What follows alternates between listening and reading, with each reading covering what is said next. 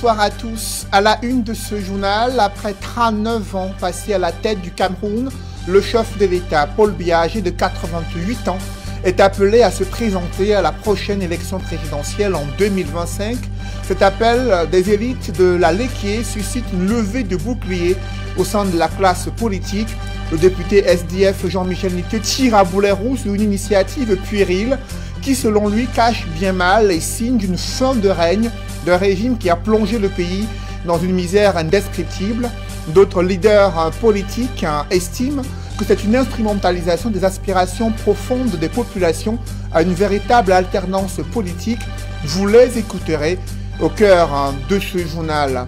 Après des années à revendiquer leurs droits, des employés, ex-employés de la régie Fercam dénoncent le silence du gouvernement et la mascarade autour de leurs différentes demandes.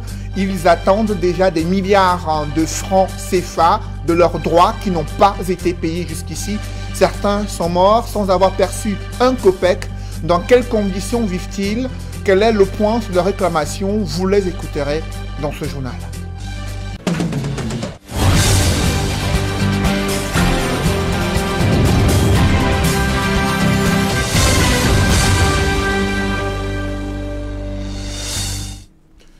Merci de suivre cette édition complète de l'information sur Equinox Télévision.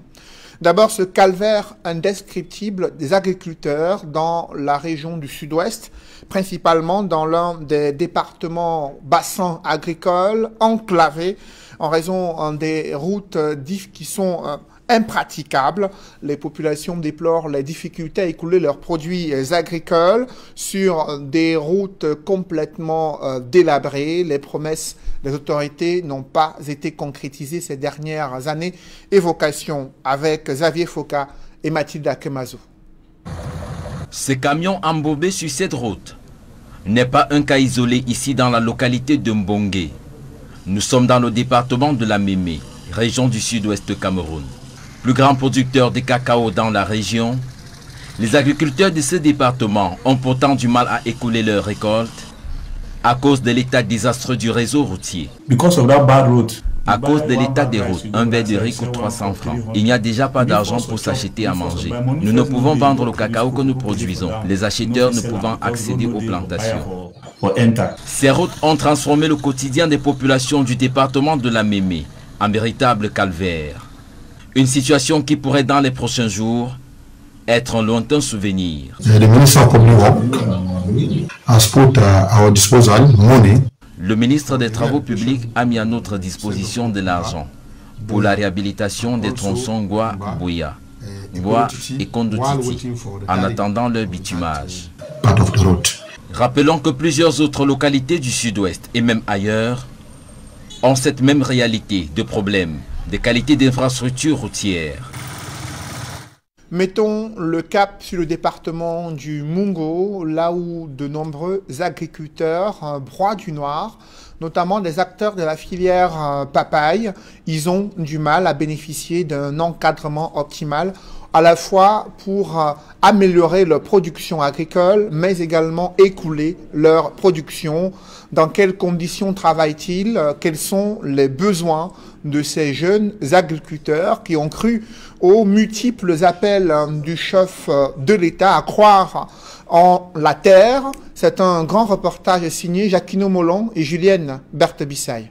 C'est l'histoire de deux jeunes Camerounais qui se sont lancés dans l'entrepreneuriat agricole, notamment la culture de la papaye.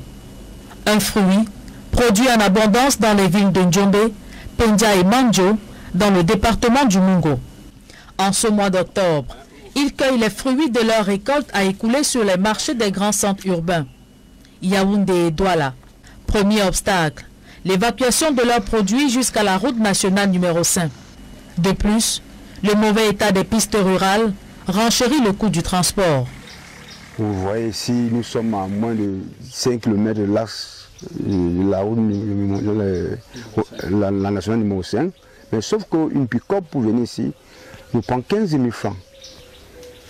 Un enfant qui va venir sans travail, il faut qu'il mange le matin, il faut que tu le paies le soir. Et avec tout ça à la fin, la charge est au-dessus. La charge est à moins un peu de 3500 à 4000 francs par sac de papaye. Deuxième difficulté, les prix pratiqués sur le marché.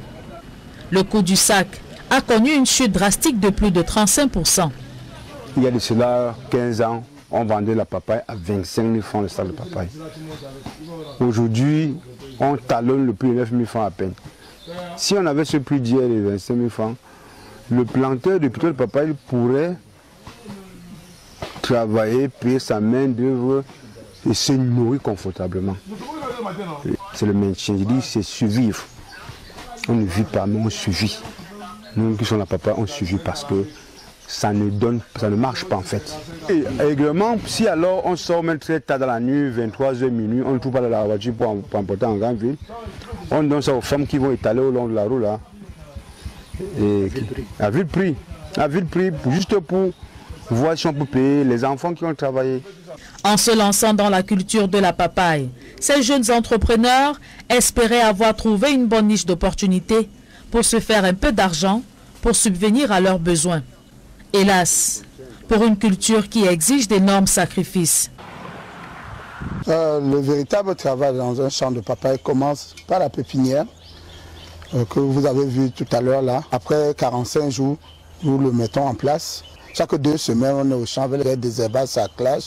Jusqu'à l'âge de 7 mois, nous commençons la récolte. Un nouveau venu, un jeune qui entre dans cette filière, s'il n'y a pas vraiment du soutien de l'État, et je ne crois pas que les jeunes pourront s'en sortir. Motivés au départ du projet, ces jeunes entrepreneurs font face aux réalités du terrain et appellent les pouvoirs publics à les soutenir dans leur initiative. L'appel des élites de la Léquié pour la candidature de Paul Biya à la présidentielle de 2025 suscite de vives réactions dans la classe politique. Le député SDF Jean-Michel Nitieux dénonce une initiative puérile et pitoyable des prévaricateurs qui cachent mal la fin de règne du régime qui a plongé le Cameroun, en général le département de la Léquié en particulier, dans une misère indescriptible. Selon le parlementaire, l'initiateur de cet appel est un pantin manipulable à la solde de certaines officines qui œuvrent à la perpétuation du règne de M. Biya par procuration ou gré à gré. Selon Jean-Michel Nitieux, il faut avoir un esprit irrationnel et sorcier pour demander à M. Biya de se présenter à la présidentielle en 2025 alors qu'il aura 92 ans. L'honorable député pense que le peuple camerounais n'acceptera pour rien au monde qu'il se présente en 2025. Quand le grand soir arrivera, la Léquié se réveillera et se joindra au peuple du changement pour un Cameroun meilleur, prévient Jean-Michel Nitieux. Autre réaction, c'est celle de Anne Féconde Noah, porte-parole du président du PCRN, elle qui dénonce ces élites dont les états de service sont déplorables dans la Léquié. Leur impopularité au sein des populations justifie les fraudes électorales successives auxquelles ils ont eu recours pour faire croire au chef de l'État, Paul Biya, que les populations sont heureuses. Lorsque vous souhaitez bénéficier de la confiance de votre patron au prochain remaniement, n'est-il pas plus simple de vous pencher sérieusement sur les problèmes des populations au lieu d'organiser des pseudo-appels à candidature? S'interroge Anne Féconde Noah qui dénonce le fait que les populations sont fatiguées de servir de bétail électoral. Elles ne se reconnaissent pas en ces élites qui osent parler en leur nom. Elles dénoncent l'état dans lequel se trouve le département de la Léquié et estiment qu'il est inacceptable d'appeler encore le chef de l'État, qui a déjà passé 40 ans au pouvoir, d'être candidat en 2025. Et durant cette année 2025 très attendue, quelle sera l'attitude de l'honorable Thomaino Patricia Ndamjoya, élu officiellement à la tête de son parti, l'UDC, parti fondé et dirigé pendant de nombreuses années par son défunt époux? La convention de l'UDC s'est tenue il y a quelques jours. Les enjeux pour cette femme leader engagée aux côtés d'autres partis de l'opposition pour une réforme consensuelle du code électoral. Les enjeux de sa position sur la présidentielle 2025, c'est analysé avec Guy Zogo. 7e convention de l'Union démocratique du Cameroun, UDC, couplée aux 30 ans de ce parti, vient de consacrer à sa tête Patricia Tomaino Ndam, qui succède à son époux disparu, Adamou Ndam Djoya.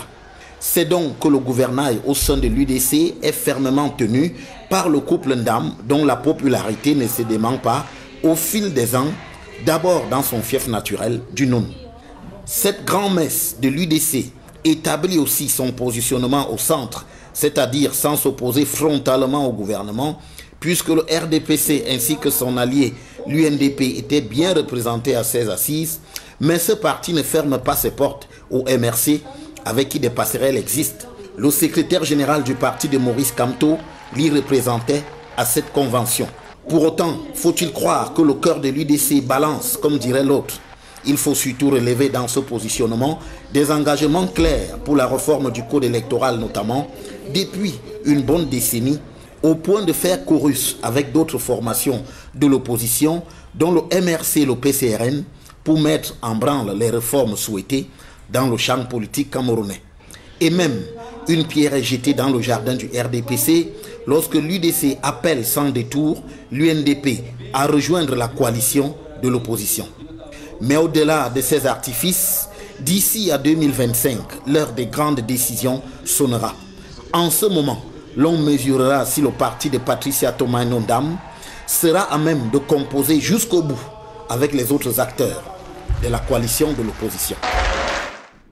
Certains des ex-cheminots, anciens employés de la régie Fercam, sont morts sans avoir perçu un copec de leurs droits.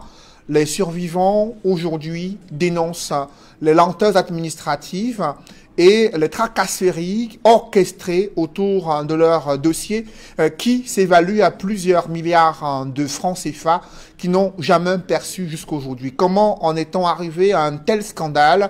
C'est une enquête signée Ulrich Ngonomala. Sur plus de 600 agents de l'ex-régie Fercam, ils ne sont plus qu'une centaine à toujours attendre leur pension retraite. Le reste est passé de via trépas. Martin fait partie de ces agents relevant du statut particulier de 1974 de la fonction publique, portant organisation des pensions civiles et des prises en charge par le budget de l'État. Mais depuis 22 ans à la retraite, ils n'ont perçu aucun franc malgré les multiples réclamations. Nous avons démarré ce processus depuis l'an 2000. Oui. Alors on a essayé de...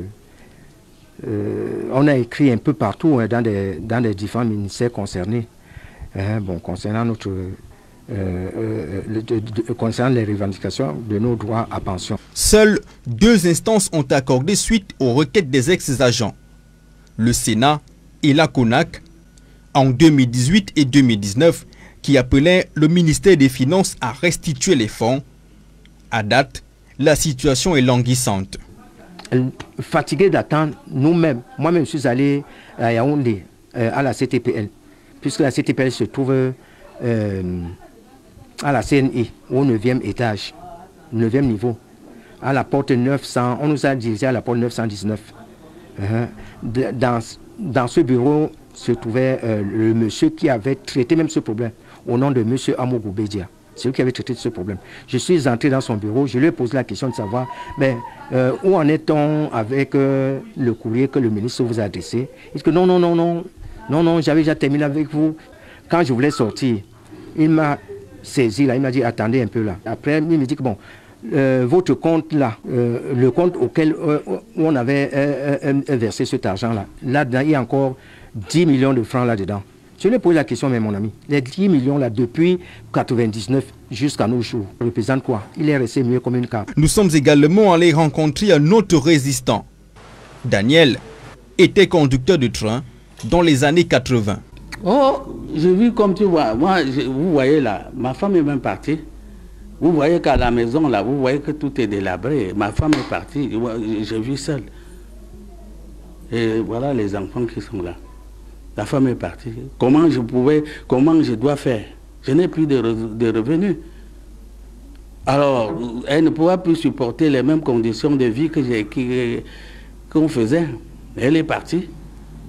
Au soir de leur vie, ils ne sont que nourris de promesses. En attendant réalisation, les anciens employés de l'ex-régie Fercam succombent à de multiples maladies et vivent dans des conditions déplorables.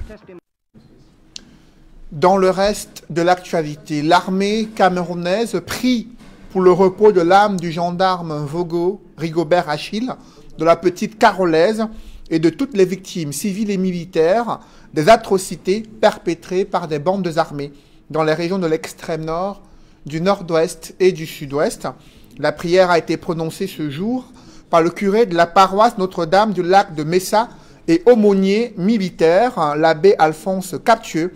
Cette prière intervient à la fin de la rencontre entre le secrétaire d'État chargé de la gendarmerie et la famille du gendarme Vogo Rigobert Achille, lynché à mort le 14 octobre dernier à Buea.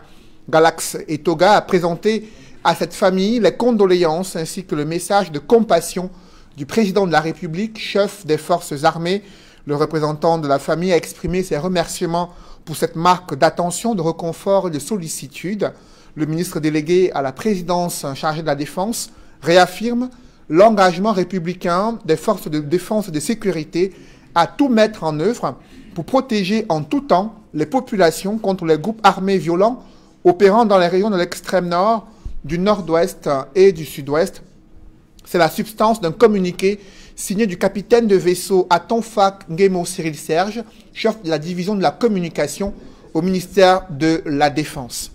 Et évoquons à présent ce partenariat historique et académique entre l'Institut universitaire JFN IT et Google Cloud. Pour la première fois, un institut universitaire en Afrique francophone accueille cette formation importante pour des ingénieurs en informatique qui souhaitent apprendre et maîtriser les outils de Google Cloud. C'est la substance de ce partenariat signé entre Google Cloud et Jackie Feli Nafak Institute of Technology. L'objectif de cette formation de Google Cloud, c'est de permettre aux Camerounais de se spécialiser avec les outils et les applications mises en œuvre par le système Google Cloud, de plus en plus sollicité sur le marché international. Nous y reviendrons.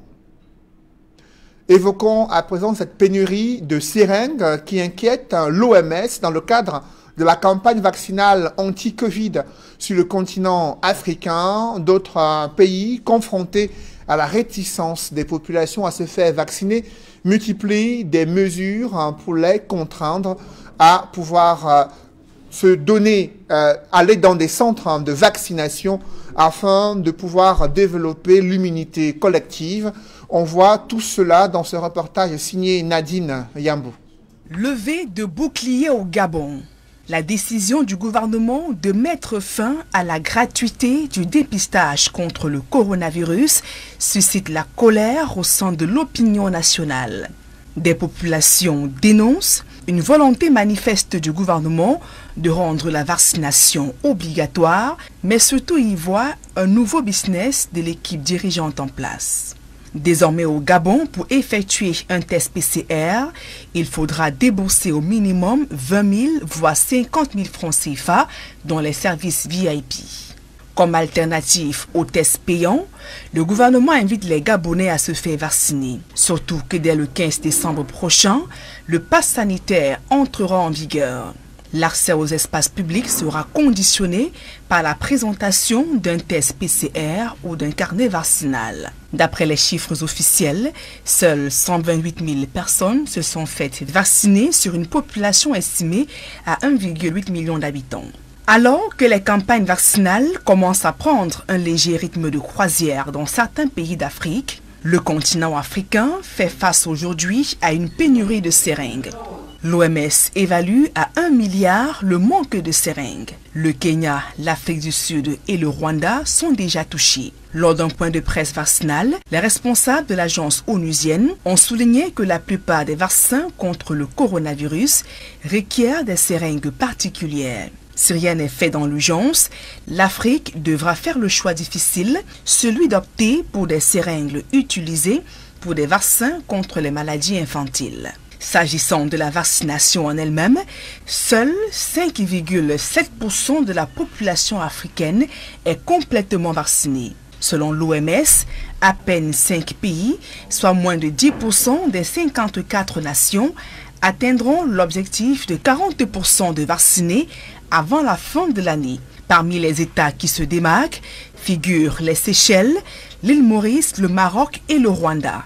Sur le continent africain, la pandémie de coronavirus a déjà fait 217 000 morts avec 8,5 millions de cas recensés. Le Cameroun, le Gabon, le Congo et l'Égypte connaissent une tendance à la hausse avec la circulation du variant Delta. En bref, à présent, dans ce chapitre international, les travaux de la COP26 se poursuivent et à l'ouverture, les dirigeants africains ont appelé à plus de solidarité internationale et au respect des engagements des puissances industrielles pour faire face au changement climatique qui impacte sur le continent.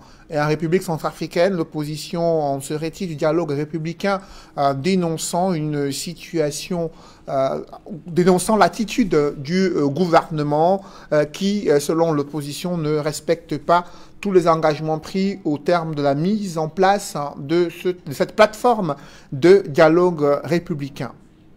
Et parlons football à présent, plusieurs membres du comité exécutif actuel de la FECAFOOT sont tombés à l'issue des élections au sein des ligues régionales.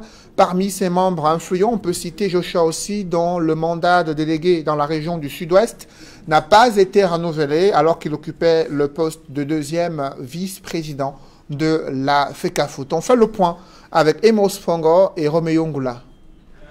Les élections au sein des ligues régionales ont sonné le glas pour certaines figures de proue du comité exécutif sortant de la Fédération camerounaise de football. Du haut de son statut d'ancien candidat à la présidence de la République et de son poste de deuxième vice-président de l'instance fêtière du football camerounais, le mandat de Joshua Ossi comme délégué dans la région du Sud-Ouest n'a pas été renouvelé. Le député à l'Assemblée nationale n'a pas réussi à décrocher une place sur les 6 délégués de la région du Sud-Ouest. Une grosse désillusion pour le président de Kumba Lakers. Dans la région du littoral, le mandat de Balor John n'a pas été renouvelé. Le président d'Authentic Ladies a été battu aux élections. Contrairement à son compère Gilbert Kadji, écarté dès le départ par la commission électorale pour défaut de lettres de parrainage et bien d'autres. La situation est quasi identique pour Saint-Fabien Vogo dans la région du centre. Le président de Digne de la Lequier ne sera plus dans la prochaine liste des membres du comité exécutif de la FECAFOOT. Sa candidature n'avait pas reçu l'approbation de la commission électorale pour avis non favorable de la commission d'éthique. Dans la région de l'Est, on peut également noter la défaite de Njanda Flagel et de Ndinga Joseph Fombutu qui perd son statut de délégué dans le Nord-Ouest. Ces anciens membres ne seront pas à l'Assemblée générale élective du futur président de la Fédération camerounaise de football prévu le 11 décembre, sauf s'ils obtiennent le mandat d'un corps de métier. Dans notre série consacrée à l'histoire de la Coupe d'Afrique des Nations et l'histoire du football africain, évoquons cette performance du Sénégal sur les pas du Cameroun lors de la 17e Coupe du monde de football. Les Lions de la Teranga dévoraient les coqs français champions du monde en titre le 31 mai 2002 en Corée du Sud. Ce coup d'éclat fit honneur à l'Afrique en dépit du fiasco des 4 autres représentants du continent, dont les Aigles de Tunisie éliminés au premier tour. Évocation avec Jean-Paul Chouniat. Ce programme vous est offert par Kadibir. Notre patrimoine, c'est vous.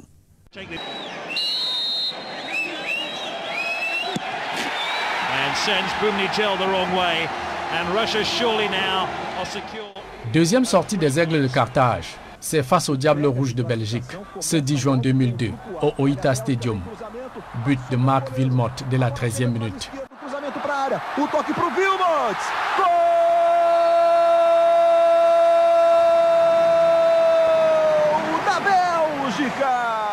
Et 4 minutes plus tard, Raouf Bouzaïne égalise pour Tunisie 1, Belgique 1.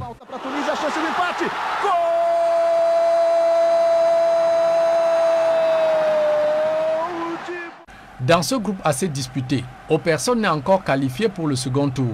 Les Tunisiens affrontent les Japonais 4 points. Par ailleurs, équipe d'un des pays organisateurs. Dans un Nagai Stadium d'Osaka plein à craquer, totalement acquis à la cause des samouraïs japonais. Les Aigles de Carthage reçoivent un premier plomb dans l'aile. But de Hiroaki Morishima à la 48e minute.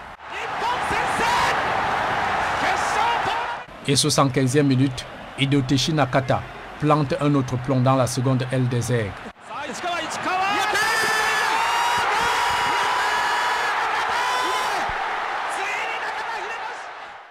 2-0 score final. Les Aigles de Carthage s'opposent en vol piqué, incapables de planer pour aller plus loin que leurs aînés à la Coupe du Monde de 1978 en Argentine. Ils quittent la Coupe du Monde, un point glané en 3 matchs, 2 défaites, 1 nul et 1 but marqué contre 5 concédés. Bonsoir, voici les titres de l'actualité de ce 20 mars. Abdoulaye Wade deviendra le nouveau président de la République du Sénégal. Abdou Diouf quitte le pouvoir après 19 ans de présidence. L'avènement du XXIe siècle marquait un tournant décisif dans l'histoire politique du Sénégal. Une fin du XXe siècle coïncidant avec la fin des 40 ans de règne sans partage du Parti socialiste sénégalais, au pouvoir sous les présidents Léopold Sédar Senghor, de l'indépendance en 1960 à 1980, puis Abdou Diouf de 1980 à 2000, avec une nouvelle ère politique qui se lève sur le pays le 19 mars 2000. Le Conseil constitutionnel, en sa séance du vendredi 10 mars 2000, a rendu la décision dont la teneur suit. Décide Abdoulaye Wade, 618 740 voix, soit 31,01% des suffrages exprimés. Abdou Diouf, 690 917 voix, soit 41,30% des suffrages exprimés.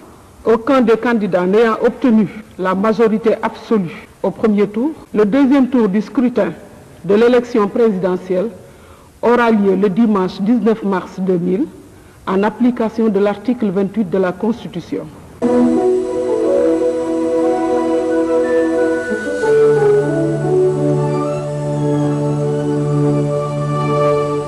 L'opposant historique, Maître Abdoulaye Wade, accède à la magistrature suprême de son pays, élu à 58,5% au second tour d'une élection présidentielle très disputée. Vers midi, les dernières incertitudes sont levées. Le président sortant a téléphoné à son successeur pour le féliciter. La croissance dont parlait l'autre là, le président sortant, va se transformer en quelque sorte en une amélioration au niveau de la population. La jeunesse soutient le président, le nouveau président. Et c'est ça qui est important, la jeunesse. Le Sénégal et son président sortant, le De Gaulle africain, de par sa stature, donne aux pays africains une leçon de démocratie. Transmettre le pouvoir démocratiquement, même s'il l'avait reçu gratuitement du père de l'indépendance, Léopold Sédar Senghor. Le fair-play politique d'Abdou Diouf émerveille le monde entier et étonne les dictateurs africains de voir un président sortant reconnaître sa défaite et féliciter son adversaire et compatriote.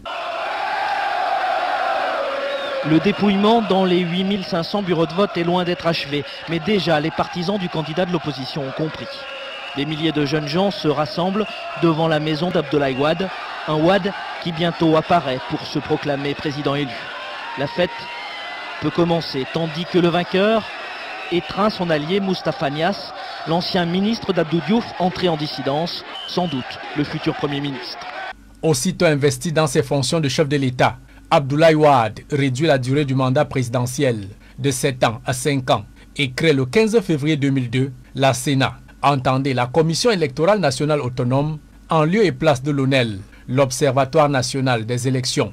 En cette année 2002, la régénérescence de la vie politique va de pair avec la régénérescence sportive au Sénégal. Son équipe nationale se console d'une place de vice-champion d'Afrique à sa première finale de Coupe d'Afrique des Nations de football, qu'elle perd le 13 février 2002 au Mali face aux Lions indomptables du Cameroun. Sans oublier que les Lions de la Teranga sont qualifiés pour leur première Coupe du Monde de l'histoire.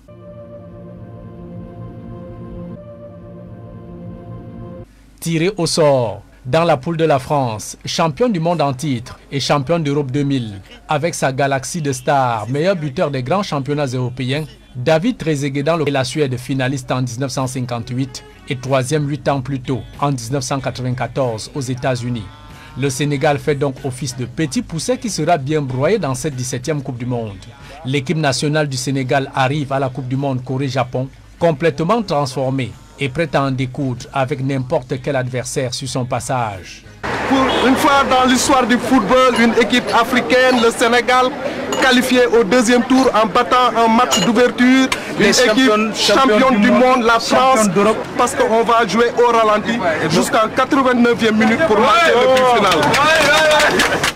Je suis foncièrement désolé, mais je ne voulais pas que Zidane se blesse. Ce qu'on disait, on le maintient jusqu'à présent, on va les pulvériser. Ils seront à genoux le 31 mai, comme les États-Unis l'ont été le 11 septembre. Ah oui, c'est 1-0. Et Zidane ne marquera pas de but là, les sourciers sont formels. Ils ont fait le nécessaire. Il ne jouera même pas. Qui ça Zidane. Non, les sourciers ont déjà terminé le travail. Je vous ai dit qu'on a un médicament pour Zidane. Ça, on a fait un échange avec les sourciers camerounais, quoi. Et puis le tandem est OK. Et ce 31 mai 2002, au Séoul World Cup Stadium en Corée du Sud, devant 62 500 spectateurs et des milliards de téléspectateurs du monde entier, les Lions de la Teranga déjouent tous les pronostics sur un seul coup de griffe de Pape Bouba Diop à la 30e minute. It's Djorkaeff who gets caught in possession here. And it was Daf who put El Hadj Diouf away. And they've got two striding up in the centre here. Bouba Diop is there. Oh, and Bouba Diop is there.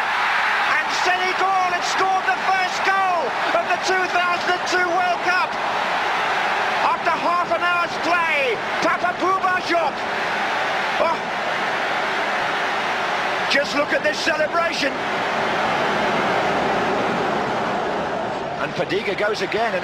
Menant 1-0 score, les Lions de la Teranga démystifient en 60 minutes de jeu restant tous les gros noms du football français, dont la seule évocation donnait des insomnies à tous leurs adversaires.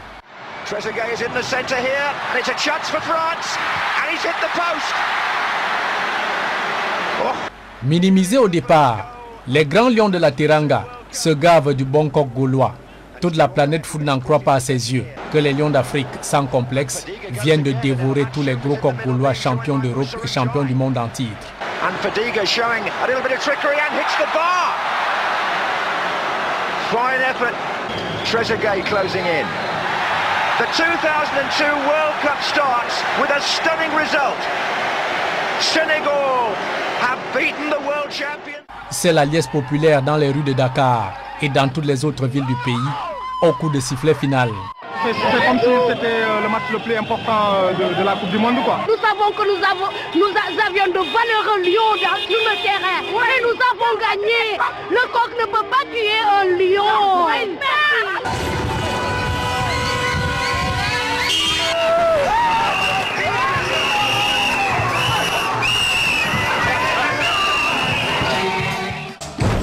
Il est là, le coq. Le coq français. Le coq français. Il est là. Le coq français.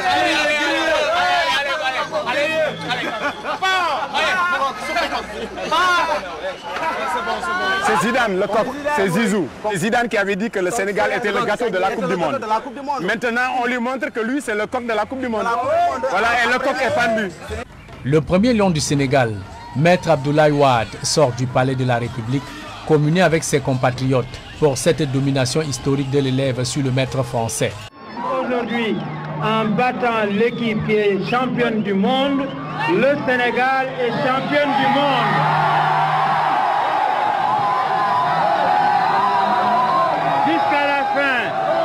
Jusqu'à la fin de la Coupe, le Sénégal est championne du monde. Une victoire au roulant de joie d'un colonisé qui, pour une fois, a colonisé sportivement son colonisateur d'hier. C'est l'année des mauvaises surprises en France, avec la montée de Le Pen, la descente aux enfers de Jospin, qui malgré un bon résultat politique est tombé et enseveli complètement. Chirac qu'on n'attendait pas avec les casseroles qu'il traîne partout dans la rue, qui fait autant de bruit, et pourtant qui est arrivé à la présidence. Donc c'est l'année de surprises pour vous et des mauvaises surprises. C'est pas encore terminé, hein. Vous ne passerez pas le deuxième tour. Voilà ce qu'on souhaite. dans tous les domaines où on va vous rencontrer ou rencontrer les autres, qu'on soit les meilleurs. C'est le travail qui paye. Maintenant, dire que je suis plus développé que toi, je t'ai colonisé, tu es obligé d'apprendre ma langue pour te développer, tout ça c'est périmé là. Maintenant, on doit s'asseoir à la table, là, discuter, bavarder et tomber d'accord de quelque chose. Voilà. On ne demande plus d'aide, maintenant on va travailler en Maintenant, voilà, on ne demande plus d'aide, on veut travailler en partenariat. Maintenant, cette histoire-là est périmée comme la défense de la France est périmée. Vous savez que le beurre de Saïd sont périmés. Et vous n'avez pas de pièces de rechange. Donc, comme vous, dans vos idées, vous êtes périmés, mais vous n'avez pas de pièces de rechange. Voilà, revenez sur terre et puis parlez-nous d'égal à égal. Le programme vous a été offert par Kadibir. Notre patrimoine, c'est vous.